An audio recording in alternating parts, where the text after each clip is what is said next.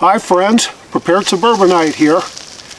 Today is Thursday of the week just before we jump the clocks ahead an hour.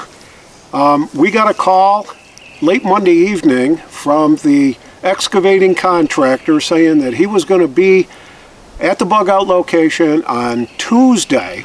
So we packed up some stuff and came up and met him here on Tuesday. He took down the big tree, he moved the big rock, he got the stumps and stuff out of the way.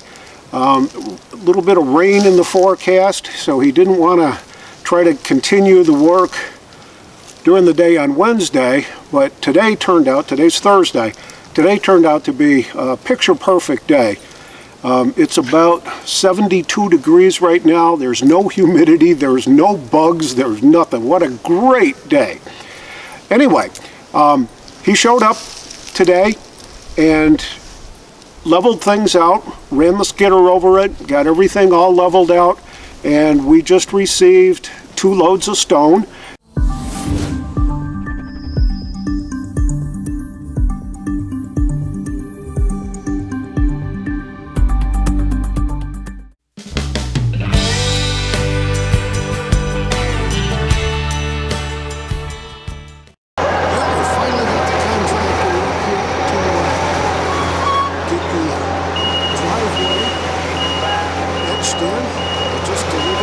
Load of stone and smoothing things out here. So we've made some progress with that. We can finally get the Jeep up off the road and got some trees and things that we're going to have to clean out after he's torn them up and pulled the roots out and all that. But we've done a really good job so far of getting this place so that we can actually use it for something special.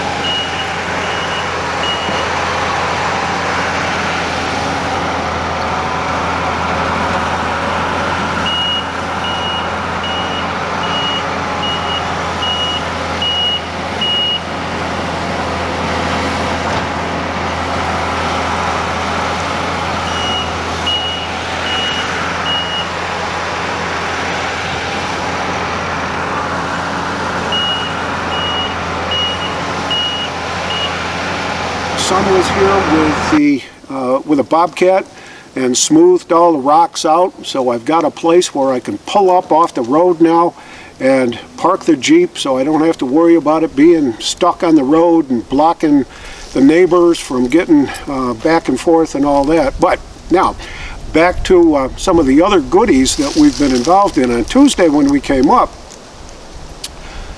while we were entertaining or being entertained by the crew from the excavator, we decided to put together the walls. So we got the studs nailed together on the sill plates, got the window roughed in, framed in, and we did the left side and the right side. We still got the back and the front yet to do, but everything's all pre-cut, and it's just a matter of taking some time to nail everything together. And then today we worked on getting the roof trusses nailed together with the gusset plates, and I'll show you a picture of that in just a sec so that you can see how much of that we've gotten done. So then the next thing, after we get our 3 inches of snow this weekend, which was what we're supposed to get here in North Carolina, we'll see. But next week the weather breaks again, and it's supposed to be very nice towards the end of the week. So the challenge is going to be to get the crew together, my son-in-laws, my grandsons, homeless folks, you name it. If I can get a crew here of 3 or 4 people that know how to swing a hammer, we should be able to have this shed erected and ready to go. I've still got a few parts I've got to pick up: the plywood for the roof, the tar paper, the roofing material, drip edge, some things like that. The trim can come later, but if I can get it under roof by the first day of spring, I'll be on target, because I think I mentioned that in a previous video, that would be like the best case scenario, or even worst case scenario, of having this shed ready to go and ready to be used. So there's the roof trusses nailed together and ready to put up on the walls when we get to that stage of the construction. And that took us, it really only took us a couple hours to nail all this stuff together and get it ready to go. So we got it set in here. We're going to cover this with a tarp, just in case there is going to be some inclement weather over the next few days. Here's the walls. They're kind of sitting down underneath there, and we got these extra 2x4s across the top just to keep the tarp up, and so we don't create any rain puddles and all that when we cover everything with the tarp. The T111 and the doors and stuff are all sitting under this tarp, and they'll be ready to go when we can get the work crew up here. So we're going to be covering things up this afternoon and heading back home. But I wanted to show you the completed driveway entrance here. All leveled out and ready to go. I can get the Jeep up in here without any problems at all. There's my great little Jeep.